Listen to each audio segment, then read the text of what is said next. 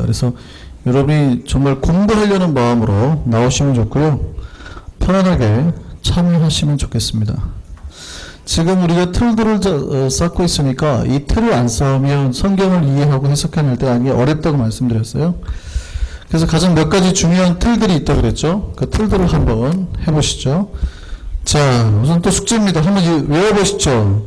자, 창세기부터 시작. 창세기, 출애굽기, 레위기. 자, 모세오경부터 천천히 하겠습니다. 시작. 창세기, 출애굽기, 레위기, 민수기, 신명기. 자, 그 다음에 뭐가 나오죠? 자, 그럼 역사서가 시작이 되죠. 시작. 여호수아, 사사기, 룻기, 사무엘, 상, 하가 있고요. 그 다음에 열왕기, 왕상이죠. 열왕기상, 열왕기상, 그 다음에 열왕기하, 그 다음에 역대상, 이것도 대상이죠. 아유, 자꾸 자, 역대상, 약자로 외우시면 좋아요. 그래서 찾을 수 있습니다. 그 다음에 역대하, 그 다음에 어디로 가죠? 여기 쭉 나눠지죠. 왜 나눠지는 거 제가 줄 긋는 거 아시죠? 에스라,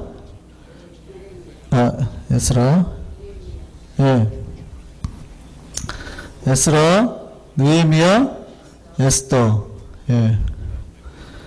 레이디 퍼스트니까 같은 애인데 여자애가 준 거예요.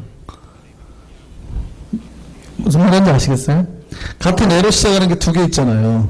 에스라는 남자고 학사고 에스더는 여자니까 여자에게 먼저 넘겨줬어요. 그렇게 외우시라고요. 원래 그러진 않은데 그렇게 외우시라고요. 자, 그 다음에요. 자, 시가서 5권 있죠? 뭐가 있죠? 욥기, 시편, 잠언, 전도서, 아가서까지. 자, 그러고 난 다음에 여기가 이제 쭉 예언서가 쭉 나오겠죠? 시작. 이사야, 예레미야, 애가, 그 다음에 에스겔, 다니엘, 호세아. 그 다음 뭐죠? 요엘, 아모스,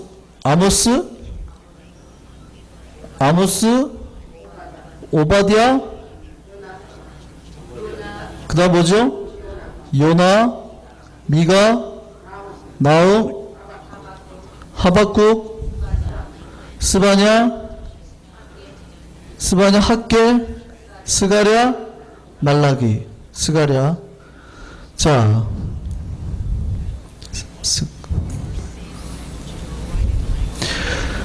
이렇게 해가지고 구약이 쭉 끝났습니다. 그죠? 그 다음에 신약 갈까요? 신약은 시작, 마태, 마가, 누가, 요한, 행전, 사도행전, 로마서, 고린도, 전, 후, 그 다음에 갈라디아서, 에베소서, 그 다음에 빌립보, 골로새, 데살로니가 전서, 후서, 그 다음에 디모데죠. 디모데, 전서, 후서, 디도서, 그 다음에 뭐죠? 디도서, 디도서 다음에 빌레몬, 그죠? 빌레몬, 그 다음에 히브리, 야고보, 베드로, 전, 후, 요한, 1, 2, 3, 그 다음 뭐죠? 유다서, 계시록, 요한계시록까지. 자, 어쨌든 요거를 다 외우셔야 됩니다. 외우셔서 제가 이제 어디를 찾으세요 그러면 빨리빨리 찾으시는 겁니다. 어디가 있는지를 알고 빨리빨리 찾으셔야 됩니다. 아시겠죠? 요거는 기본적으로 빨리 익혀 놓으셔야 돼요. 그리고 이왕이면 약어까지도 다 알아놓으시면 성경에서는 대부분 이 성경에 반달이 있잖아요. 그죠? 제가 반달이 뭔 얘기 하는지 아세요? 이 크레센트가, 여기 크레센트가 아니고 성경에는 크레센트 있어요. 그죠? 이 반다리, 초중다리 같은 게 있어요. 그 반달이 있는데 뭐냐면, 요 약어로 다 쓰여 있단 말이죠. 그래서 여러분이 요 약어를 알면 이 약어 보고 이렇게 찾아가시면 됩니다. 아시죠? 그렇게 해가지고 약어를 빨리 알아서 제가 어디를 찾으세요 그러면 빨리 찾으면 되겠습니다. 자, 그리고요. 그 다음에 중요한 거 두 번째, 그림을 그릴 줄 아셔야 된다 그랬죠. 자, 그림을 한번 그려보겠습니다. 그림을. 자, 중요한 거 그림을 한번 그려보겠습니다. 자, 처음에 뭐부터 그리라고 그랬죠?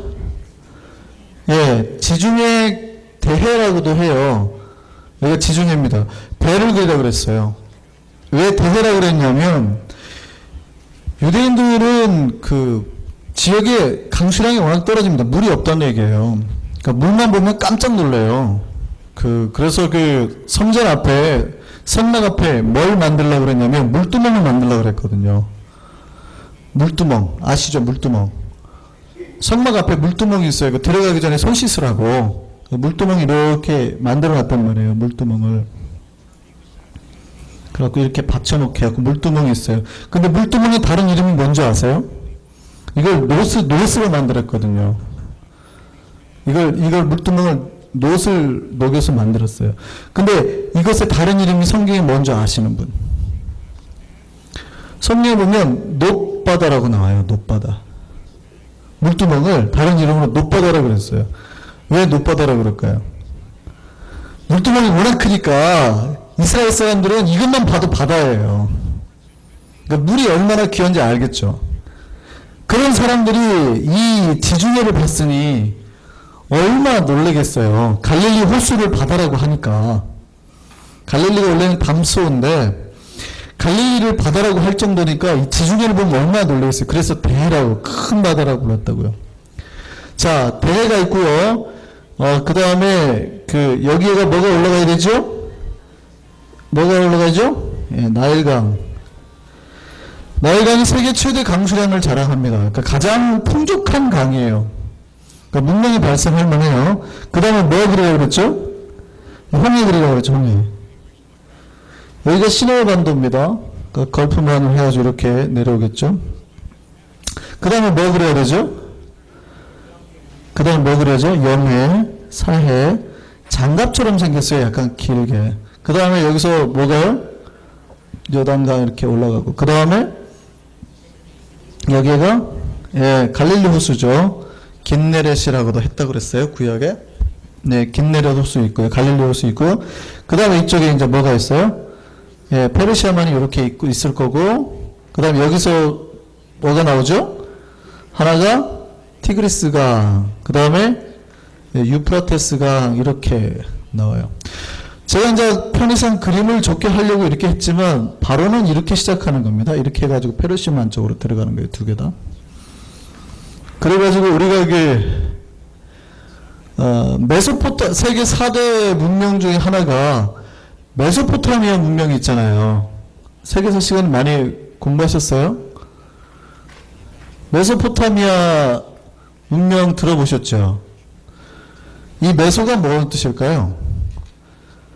우리가 잘 아시는데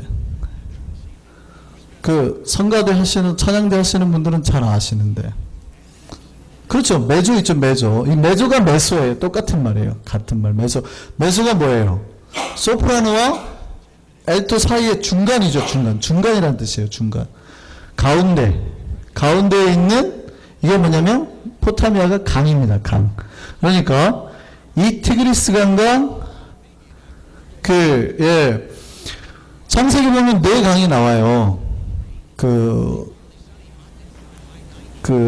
에덴에서 발원한 강 해가지고 4개 나오죠. 거기가 히데겔, 그 다음에 유브라데가 나옵니다.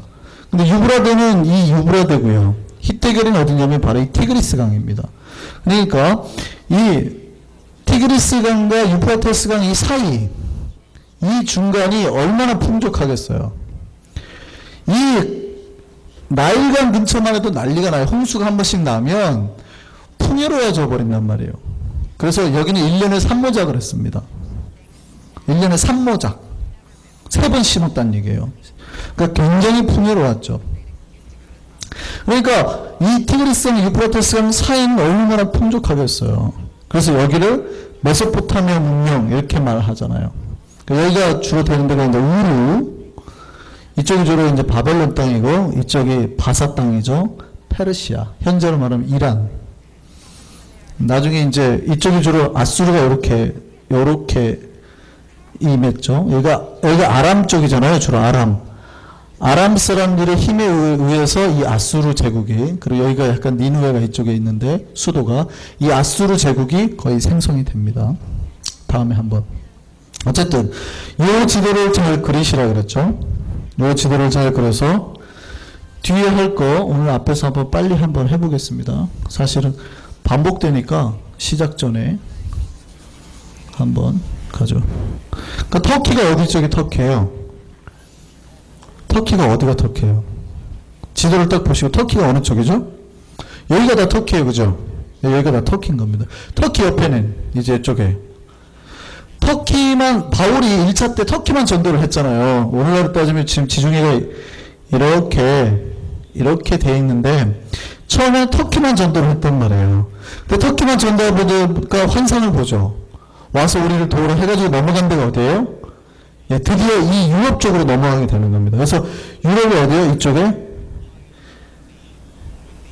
그리스로 가게 되고요. 그 다음에 옆에 있는 로마로 가게 되고요. 이렇게 되는 거예요. 그러니까 여기 처음에 여기 이쪽 터키만 전도를 하다가 2차 전도에 환상을 보는 겁니다. 우리 어디로 넘어와라? 그리스로 넘어와라. 그래서 넘어와서 여기가 어디예요? 여기가 빌립보예요. 여기가 데살로니가고. 우리가 지금 새벽에 큐티하고 있죠. 데살로니가. 오늘부터 시작했잖아요. 빌립보하고 전도하고 여기가 큰 무역도로가 이렇게 나거든요. 근데 이렇게 가다가 데살로니가에서 이제 유대인들이 깡패를 보내가지고 더 이상 전도를 못하게 하니까 도망가죠. 어디요? 아테네 고린도까지. 그래서 여기 고린도에서 편지를 쓴 게 데살로니가 전서예요. 지도가 대충 이해가 되시죠? 네. 지금 요 그림을 그리면 앞으로 이제 바울 전도 여행까지 여러분이 이해를 하시려면 여기 앞에까지 다 지중해는 이해를 하고 계셔야 돼요. 자, 어쨌든요. 그러니까 지금 우르에서부터 기원을 해가지고 갈대아 우르라 그러는데 우르는 도시 이름이고요. 갈대아가 무슨 뜻일까요? 갈대아가 무슨 뜻일까요? 성경에 보면 갈대아 민족이 와서 그랬다는 말이 나와요. 바벨론이라는 이름은 나라 이름입니다. 나라. 근데 바벨론의 민족의 이름이 갈대아 민족이에요. 여기 민족은 갈대아고 나라는 바벨론이고 이해되시나요? 우리는 옛날에 따지면 조선이라는 나라였지만 한 민족이었잖아요. 그죠? 그거 좀 다르죠? 민족을 일으킬 때는 갈대아라 그러고 나라를 일으킬 때는 바벨론이라 그러는 겁니다.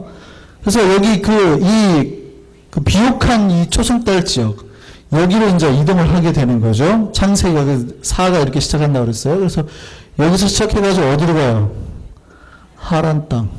여기서 창세기 12장이 시작되는 거예요. 너는 본토 친척 아비 집을 떠나 내가 너에게 제시할 땅으로 가라. 이게 창세기 12장 1절에서 나오는 말씀이죠. 그래서 여기서 어디로 가요? 여기로 들어가는 거예요. 하나님이 약속했던 땅은 이 요단강 서편입니다. 서편. 동편이 아니에요. 그러니까 우리가 이 요단강이 강조하는 게 뭐냐면 상징적으로 나타나는 게 천국이죠. 천국. 저 지도가 나오는데 그래서 요단강 건너가리 이런 말 하잖아요. 그게 뭐예요? 여기에서 여기로 들어간다는 얘기예요. 약속의 땅을 들어간다는 거예요. 그래서 우리가 요단강 건너가리 그러잖아요. 그래서 신학생들이 잘 욕은 안 하지만 가장 기분 나쁠 때 하는 욕 한마디 있어요. 너 요단강 건너가고 싶냐? 죽고 싶냐 이거죠. 어쨌든 이게 이제 요단강이 가지고 있는 상징적인 의미가 이거죠. 그래서 창세기가 어디서 끝난다고요? 여기서 끝이 나요? 그래갖고 창세기가 이렇게 해가지고 요셉이 가서 여기서 끝이 나요? 그 다음에 출애굽기는요 어디서 시작해요? 예, 여기서 다시 시작해가지고 어디로 가요? 홍해를 건너서 여기 시내산에서. 전통적인 의견입니다. 뭐 최근에 어떤 학자는 제가 지난번에 말씀드렸죠. 여기 아카바만을 건너서 여기가 호닐 건넜을 것이다 해가지고 하는 학자도 있는데요. 그거는 뭐 어쨌든 그분들 얘기고, 전통적인 견해가 여기입니다. 그리고 여기가 시내산으로 보고요. 그 다음에 여기서 쭉 올라왔다 그랬죠. 여기서 여기까지가 한 석 달밖에 안 걸려요. 석 달밖에 안 걸렸고, 여기서 여기까지 가가지고 이제 가나안 땅 딱 들어가면 됩니다. 그런데 이 바로 브레스바 아래쪽에 바로 입구, 이 민수기 13장 굉장히 중요한 도시 하나 나온다 그랬죠. 어디요? 예, 기억하셔야 된다 그랬어요. 가데스바네요. 가데스바네아에서 무슨 일이 일어났다고요? 왜 이 도시가 중요하다고요? 여기서 뭘 보냈다고요? 예, 12정탐꾼을 보냈어요. 하나님 이제 우리가 너희가 점령할 땅 자 보고 와, 살펴보고 와 그랬더니 돌아왔을 때 정탐꾼 반응이 어땠어요? 아주 나빴어요. 그러니까 2명 빼고 아주 나빴어요. 10명이 다 반대했다고요. 그러니까 2명만 다 아니라고 할 때 예스를 던졌습니다. 그 두 사람이 누구예요? 여호수아와 갈렙. 굉장히 중요한 두 사람이죠. 그리고 여기서부터 너희가 40일 동안 정탐했는데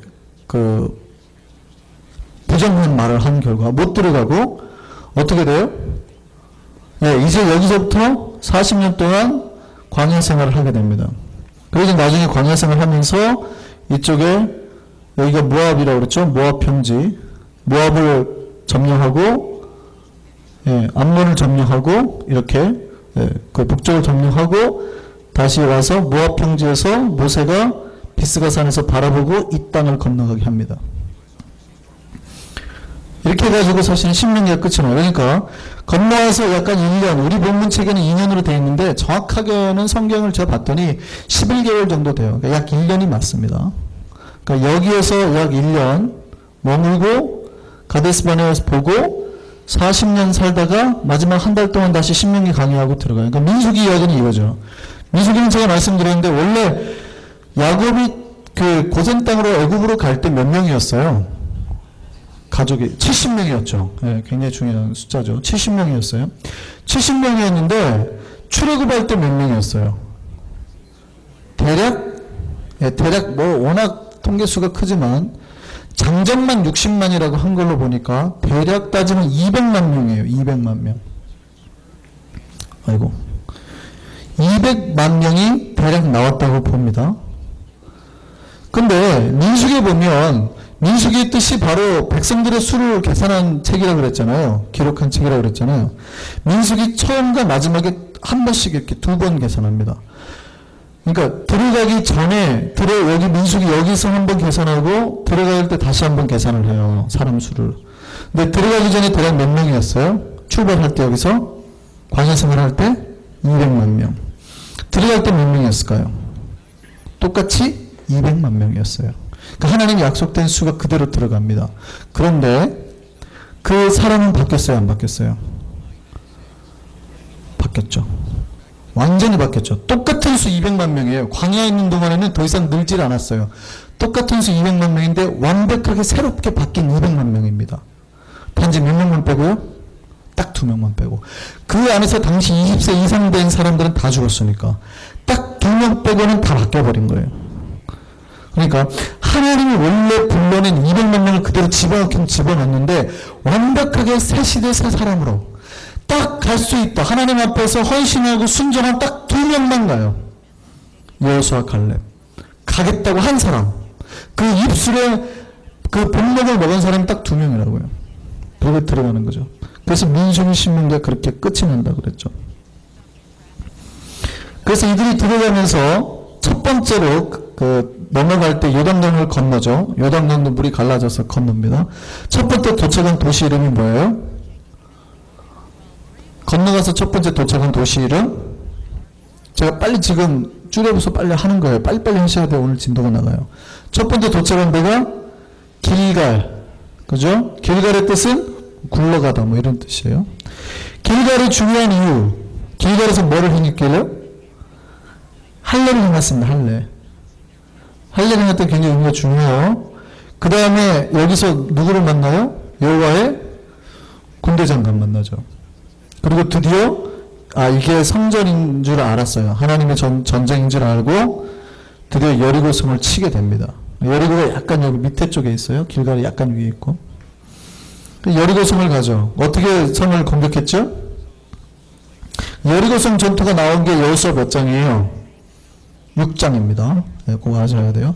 그러니까 여리고성을 총 몇 바퀴 돌았어요? 13바퀴를 돌았어요. 그래서 무너졌어요. 그 다음에 그 바로 옆에 있는 이제 성을 공격해야 돼요. 무슨 성? 아이성. 아이성을 공격해야 되는데 이 아이성 공격에 성공했습니까? 실패했습니까? 왜 실패했죠? 누구 때문에? 누구 때문에요? 아간 때문에. 유다 지파 사람 중에서 아간이라는 사람이 나왔어요. 제가 말씀드렸죠.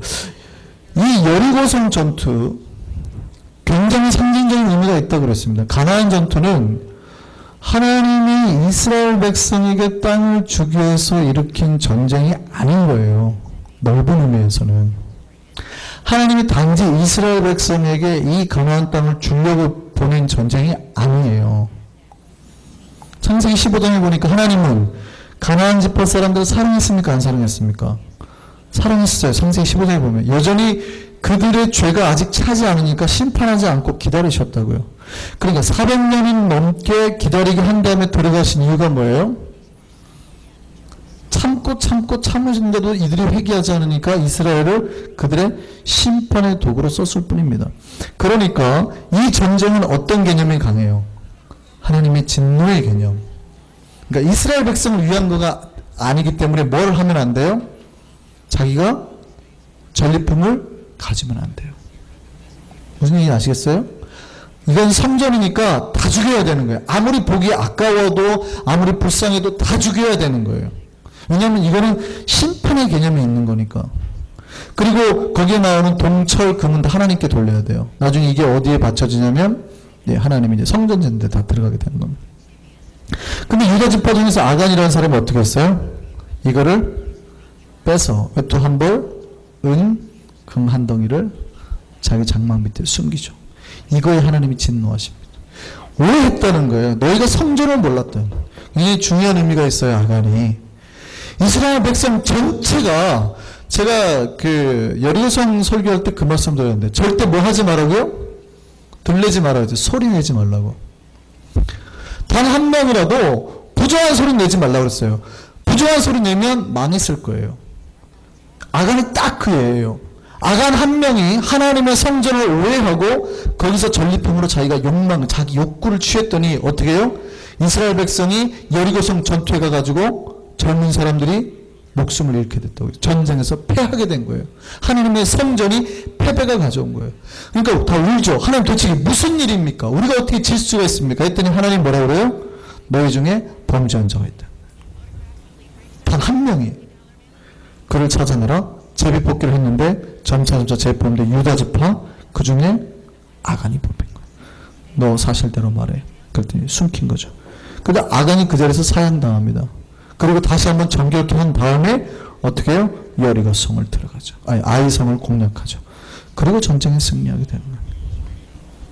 그리고 이제 여리고성 오늘 보면 이제 다 분배를 하죠. 네, 다 분배를 해가지고 그 지역을 이제 다 가져가죠. 그리고 시작되는 게 뭐예요? 사사기. 네, 왕이 없어요. 사사들이 이제 쭉 나옵니다. 이스라엘에는 몇 명의 사사가 있었을까요?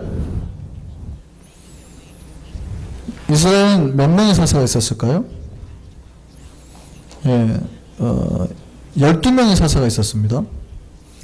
여러분 사사가 기억나는 대로 한번 얘기를 해보세요. 아시는 사사.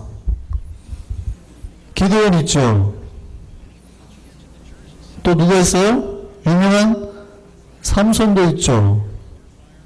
또 기억나는 사람 없어요? 누구요? 누구? 사무엘도 사실은 사사로죠. 근데 사무엘은 선지자 겸 그 제사장 겸 또 사사고, 그래서 사무엘은 보통 카운트 안 합니다. 예. 어쨌든 사사 맞습니다. 엘리야하고 사무엘을 사사로 보는 사람도 있어요. 그런데요, 그 다음에는 모르세요? 사사들 많은데 기드온하고 삼손 말고 아시는 사사 드보라. 드보라 했죠. 드보라가 4장에 나옵니다. 드보라와 바락, 드보라의 찬성이 나오죠. 또 운니엘 나옵니다. 운니엘이 1대 사사예요. 운니엘이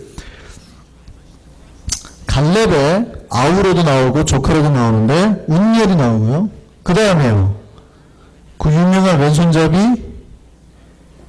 에훗, 그러니까 모압왕 에그론을 이렇게 찔러서 죽이죠. 그 왼손잡이기 때문에 굉장히 유명한 거예요. 유대 사회는 왼손잡이는 부정한 자입니다. 오른손을 쓰는 거예요. 정상적인 사람이에요. 그래서 보통 그 왼손잡이들은 아웃사이더예요. 오늘날도 좀 그렇죠. 그런 노래 아세요? 한국 노래 중에 그런 거 있어요. 나는 왼손잡이야. 뭐 이런 노래가 있어요. 그게 무슨 얘기냐면 나는 약간 삐딱해. 뭐 이런 뜻이에요. 왜냐면 왼손잡이들은 영어의 느낌이 그렇죠. 이게 right예요. right이라고. right의 뜻이 뭐예요? 오른쪽이란 뜻 이전에 옳다란 뜻이 있어요. 그럼 반대편은요. 그리고 부정한 거예요.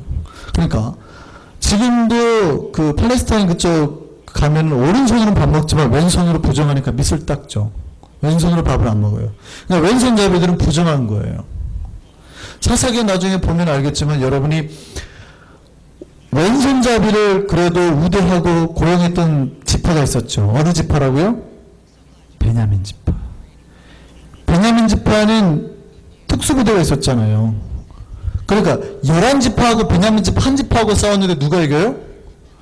베냐민 지파가 이겼다니까요. 계속. 왜요? 이 물맷돌 부대가 있어가지고요.